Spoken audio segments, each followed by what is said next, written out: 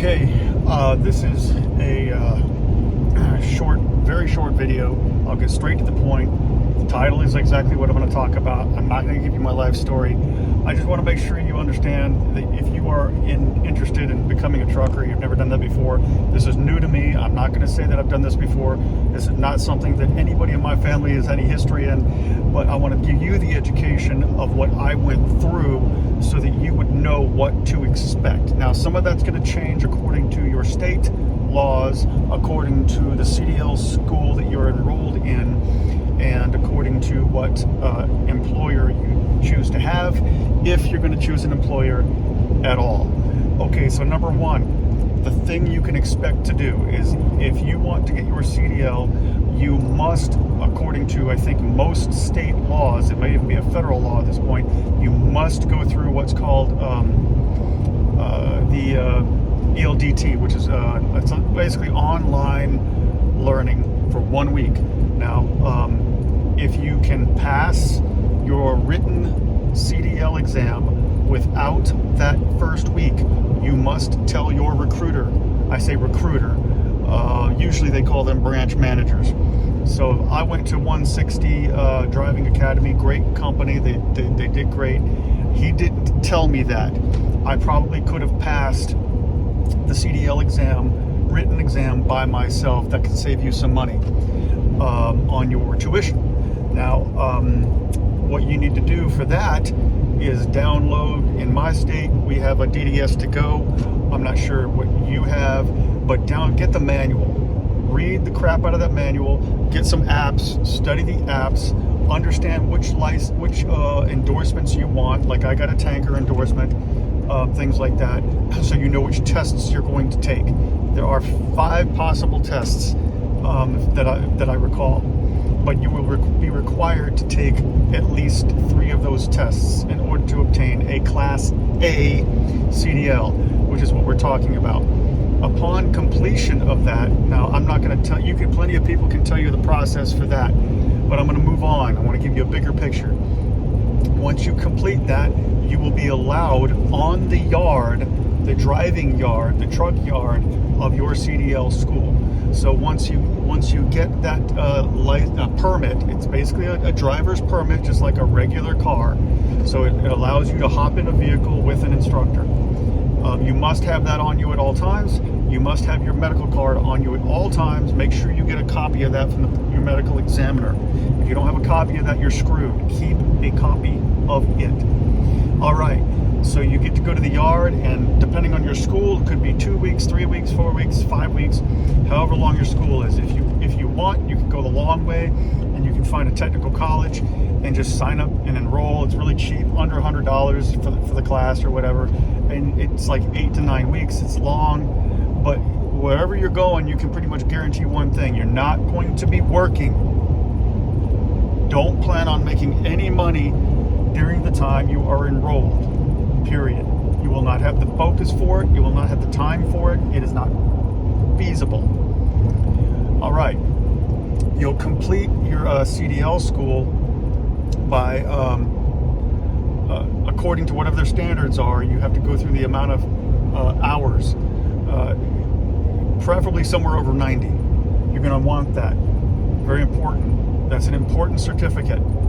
You're going to go take your CDL exam, your driver's exam. You can look up online how that works. I'm not going to go into detail, but I just want to give you an overview. Your driver's exam, you must pass that, and then you get your CDL.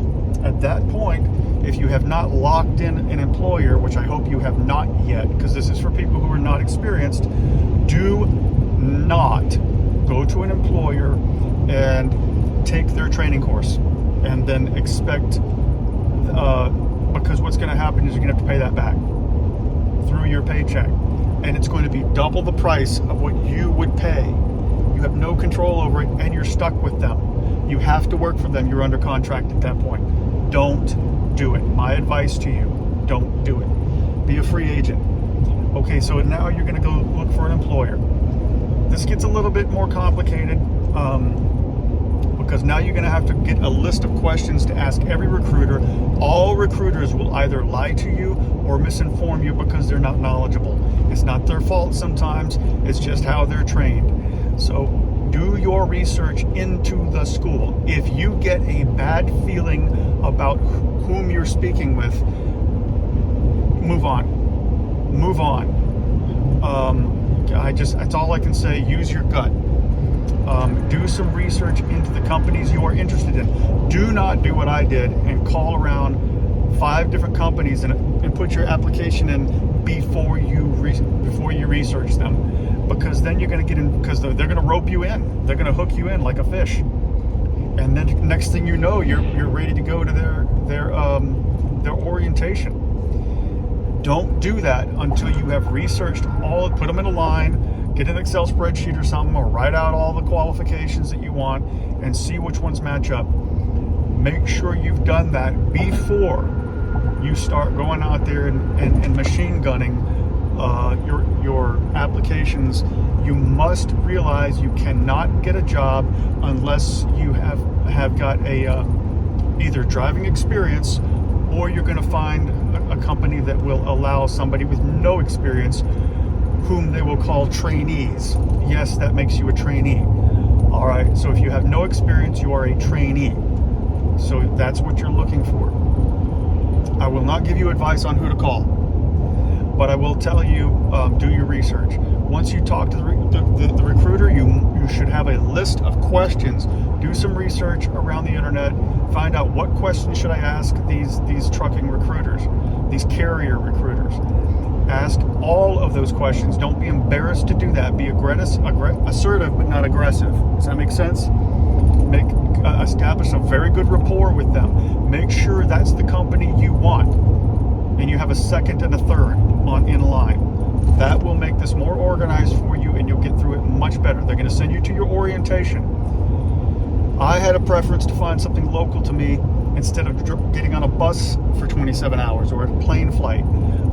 They will pay for it, but if something goes wrong during that situation, good luck. They're gonna, good luck getting home.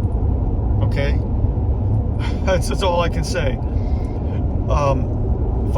Find a carrier that is going to take care of their employees. Do your research. That's all I can say. Now, having said that, every carrier has a different process.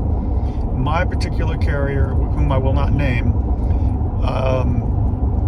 has an interesting process where you go to you do another medical exam for them. They pay for that. They pay for your hotel. They pay for you to go to orientation. It's a minimal amount. It's enough to get you by. It's good. Then it's 1 day. That's 1 day of orientation. You're officially hired once your analysis comes back, and your drug analysis for your whiz quiz. Okay, and once that comes back, usually 24 hours or so, then you're officially hired. At that, you're not hired. If you're not hired, nothing's guaranteed. Just because you went to orientation doesn't mean anything. Okay, bear that in mind. So what you want is for your orientation to be as short as possible, as close as possible, and then from there you go to your training. Now, some companies will send you straight to your trainer, where you will sit in the cab with that person for however many weeks it takes to fulfill their requirement to know that you can handle one of their trucks. At any time, you're terminable. Don't bear that in mind. After that, they will assign you a truck. With my company, they do a kind of a pod simulation for a week. You can stay in the pod, or you can go home if you're close enough. And then after that, you go to your trainer for 2 weeks, 14 days of driving for this carrier. And after that, they assign you a truck, and I hope you know what you're getting into. That's all I can say, because do your research. If you have any questions, you can leave them in the comments, and I'll answer them best I can. That's all I want to do, give you a short, under 10-minute, high altitude, glossed over kind of overview of what it is you can expect as somebody who's never done this before. All right, that's it.